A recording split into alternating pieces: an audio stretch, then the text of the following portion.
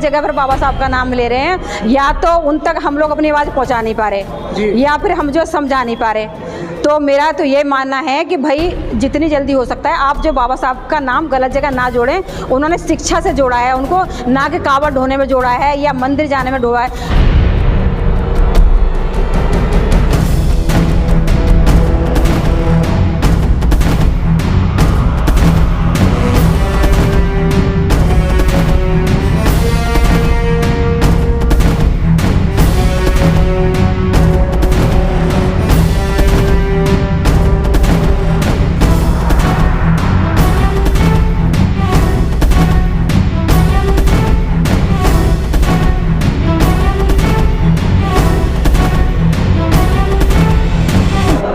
बोध गया को मुक्त कराने के लिए आए दिन आप यहाँ आती हैं जी।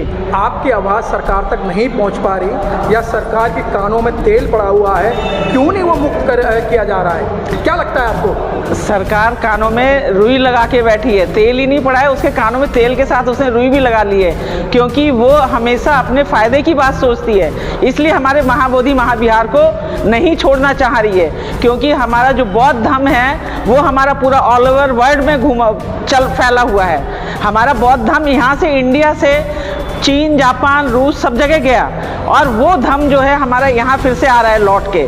क्योंकि हमारा जो बौद्ध धर्म था वो हमारा नालंदा, तक्षशिला में हमारी यूनिवर्सिटियाँ थी, वहाँ विदेशों से लोग पढ़ने आते थे, और इन्होंने हमारी तक्षशिला, नालंदा की यूनिवर्सिटियों को आग लगा दिया था, वहाँ की बुक्सों को जला दिया।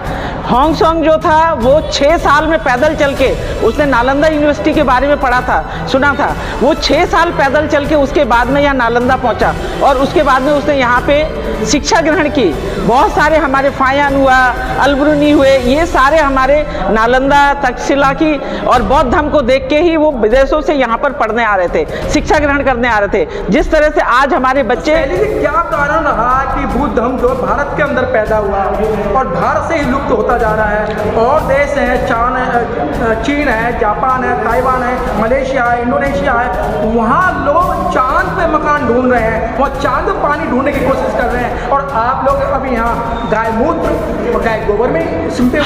हम गौमूत्र में, क्योंकि वो हमें उसी तरह से बिल्कुल नीचे दबा के रखना चाह रहे हैं, पर हम लोगों को अब अपना ज्ञान प्राप्त हो गया है। हमारे बाबा साहब ने हमको जो ज्ञान दिया है, हमें उससे ज्ञान मिला है, और हम लोग जो हैं उसके माध्यम से उसको पढ़ के, हमने भगवान बौद्ध की बुक्सों को पढ़ के हमने देखा कि हमारा बौद्ध धर्म जो था हमारा इंडिया में फल फूल रहा था। हमारे भगवान तथागत बुद्ध का जन्म यहाँ पर हुआ था, उनको ज्ञान यहाँ पे प्राप्त हुआ था, उन्होंने महापरिनिर्वाण उनको यहाँ पे मिला, पर वहाँ के लोग, विदेशों के लोगों ने आके यहाँ पर उस शिक्षा को ग्रहण करना चाहा, तो उन्होंने उनका तक्षशिला, नालंदा और जितनी भी हमारी यूनिवर्सिटियाँ थीं उनका पूरा इतिहास ही जला दिया। जब किसी का इतिहास ही मिटा दोगे तो वो आगे कैसे वो फले फूलेगा वो चीज़। तो जो है हमारा बौद्ध धर्म जो है, यहाँ के जो बौद्ध भिक्खु लोग थे जो नालंदा में पढ़ रहे थे, तक्षशिला में पढ़ रहे थे, वो सारे भाग के विदेश पहुँच गए, चीन पहुँच गए, जापान पहुँच गए, बर्मा पहुँच गए, थाईलैंड पहुँच गए। तो उन्होंने उस धर्म को जो है आगे उसी तरह वहाँ पे फला फूला उनका धर्म, और उन्होंने उस चीज़ को आगे बढ़ाया। अब वो धर्म जो है हमारा फिर से इंडिया में फल फूल रहा है। अब जो फल फूल रहा है, इनका महाबोधि महाविहार मुक्त कराने का इनका छोड़ने का एक इनका मेन कारण ये है, क्योंकि ये धर्म जो है विदेशों से, वहाँ से लोग इनको सहयोग कर रहे हैं महाबोधि महाविहार के लिए। जो सम्राट अशोक के बनाया हुआ मंदिर है हमारा, उसके लिए वो वहाँ से वो आ रही है, पूरी मनी आती है। वो मनी पे इन्होंने 1949 में जो बीटी एक्ट बनाया था, जब संविधान हमारा सन 50 में लागू हो गया, उसके बाद में ऐसा कौन सा कारण था कि जो 1949 का आप एक्ट चला रहे हो? तो शैली जी, अभी आपके यहाँ क्यों खुली है?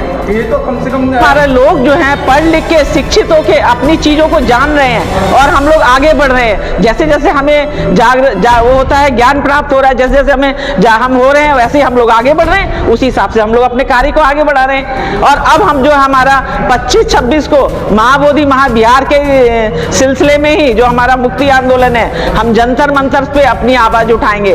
वो आकाश लांबा जी हमारे यहाँ 13 तारीख को आए थे और अब हम लोग तब से यहाँ पे धरना प्रदर्शन पे बैठे हैं और अब हम अपनी आवाज को बुलंद करने के लिए जंतर मंतर पे अपना वो लगाएंगे, धरना प्रदर्शन करेंगे और वो आवाज हमारी पार्लियामेंट तक जरूर पहुंचेगी और हमें पूरा विश्वास है और उसके साथ में हमारा महाबोधि महाविहार मुक्त होगा। वो भगवान गौतम बुद्ध की स्टेचू लेके जाते हैं कि भाई हम बुद्ध के देश से आए हैं और यहाँ जो बौद्धिस्ट हैं बड़े पैमाने पर परेशान हैं। क्या लगता है ये जो इस समय जो चल रहा है, ये तो दोगलापन हो गया ना कि आप यहाँ पर तो हिंदू राष्ट्र बना रहे हो, वहाँ पर जाके आप बौद्धिस्ट तरीके बौद्ध के प्रतीक लेकर जा रहे हो।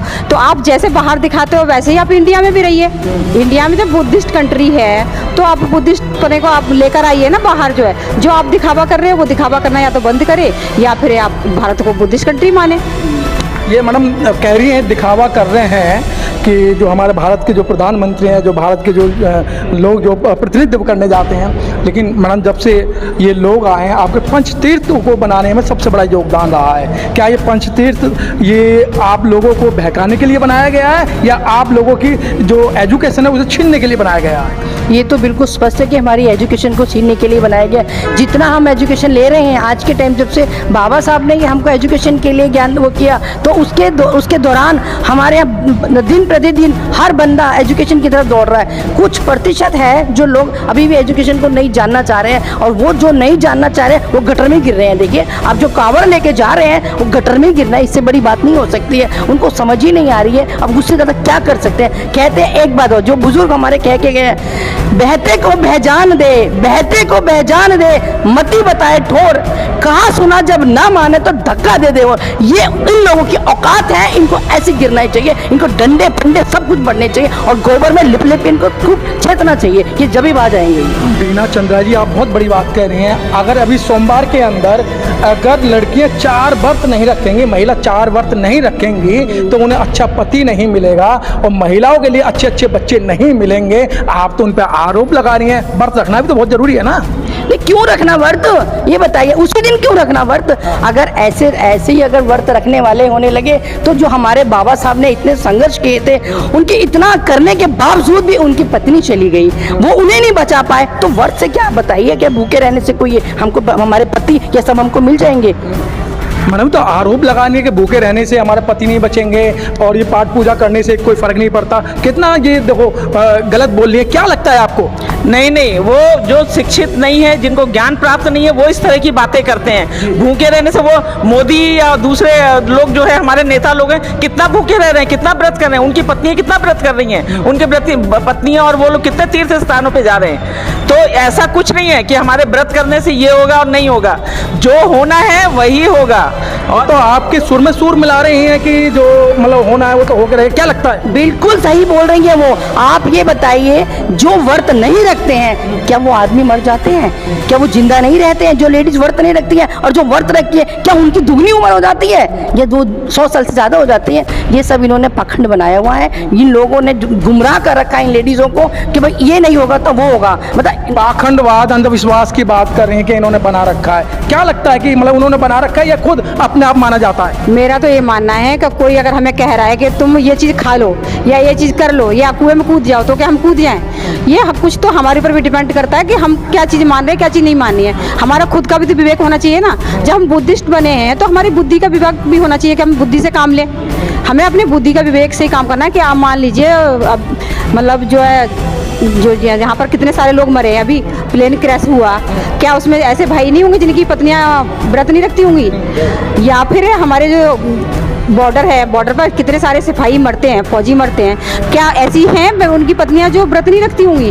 क्या रोजाना डेली बेस पे एक्सीडेंट हो रहे हैं इतने सारे, उसमें कितने सारे लोग खत्म हो रहे हैं, तो क्यों नहीं बच पा रहे वो? क्या वो नहीं चाहती कि उनके बच्चे बचें या उनके पति बचें? तो ये सब हमारी मन का वहम है कि हम व्रत करेंगे तो ही किसी की सेफ्टी कर सकते हैं। अपील 1 मिनट में मात्र अपील क्या कहना चाहती है महिलाओं से? मैं ये कहना चाहती हूँ, बहनों जाग जाओ, आपको व्रत करने से कुछ नहीं मिलेगा। अगर आप अपने पति को को अपने बच्चों को सुरक्षित रखना चाहती हैं तो उनके साथ खुशियाँ बांटें, उनके साथ मिलजुल कर रहें, हंसी खुशी से ज़िंदगी बिताएं और इसी में ही आपका और आपके परिवार का भला है। मीना चंद्रा जी क्या अपील करना चाहती हैं कि जैसे इन्होंने बोला है? हाँ। मैं तो सिर्फ अभी फिलहाल यही अपील करना चाहती हूँ 25 और 26 को जो हमारा धरना चल रहा है आप उस पर पहुंचिए, बाकी डिसीजन बाद में होता है। क्या कहेंगे मैडम आप? ये अपील क्या करना चाहती हैं? 25-26 को अवगत है, जरूर पहुंचे जंतर मंतर पर और सभी खुश रहें, सभी मौज मस्ती से वहाँ पर जरूर पहुंचें। मौज मस्ती से कह रही पहुंचे वहाँ, आंदोलन करें वहाँ। हाँ, हमें आंदोलन करना है, हमें डरने की बात नहीं है। जिस तरह से हमारे गुरुद्वारे हो गए, हमारे चर्च हो गया, हमारे मंदिर हो गए,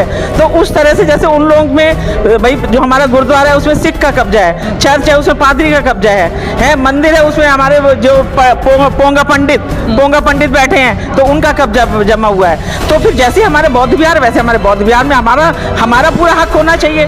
क्यों उसमें बैठे हुए हैं वो लोग? हमारा पूरा हक होना चाहिए। और कहा है कि बाबा साहब ने कहा था कि मैं उस समाज की तरक्की जब मानता हूँ जब महिलाएं आगे निकलती हैं, महिलाएं पढ़ लिख कर आगे आती हैं और बोलती हैं तो उस समाज आगे बढ़ता है। आप देख रहे हैं ये सभी महिलाएं जो बौद्ध धर्म को मानने वाली हैं, पढ़ी लिखी हैं और बाबा साहब को बड़े पैमाने पर पढ़ा और बाबा साहब के इतिहास को बड़े पैमाने पर पढ़ा है। तो क्या कहना चाह रही हैं? हाँ, एक महिला अगर शिक्षित होती है तो वो पूरे परिवार को, पूरे समाज को और पूरे देश को सिखाती है, पढ़ाती है, लिखाती है। जिस तरह से सावित्रीबाई फुले ने अपना महिलाओं के लिए पढ़ने के लिए पूरा स्वतंत्रता दी, पहले खुद पढ़ी वो, उसके बाद में उन्होंने समाज के लिए पढ़ाया, उसके बाद में हम सब लोग पढ़े, तो तभी हमारी जागृति होगी ना। जब हम पढ़ेंगे नहीं, शिक्षित नहीं, हम जब तक पढ़ेंगे नहीं, लिखेंगे नहीं, जब तक हमारा उद्धार नहीं होगा। अभी माता सावित्रीबाई फुले का नाम लिया और माता सावित्रीबाई फुले ने जो बताया कि शिक्षा का ज्ञान लेना चाहिए और बाबा साहब और अन्य लोगों ने भी कहा था शिक्षा वो शेरनी का दूध है, जो पिएगा वो धाड़ेगा। ये वही पढ़ी लिखी महिला हैं और इन्होंने शिक्षा लिया और धाड़ लिया। कैमरामैन जयराम के साथ मनोज पिप्पल, सिद्धार्थ, बौद्ध विहार, नोएडा।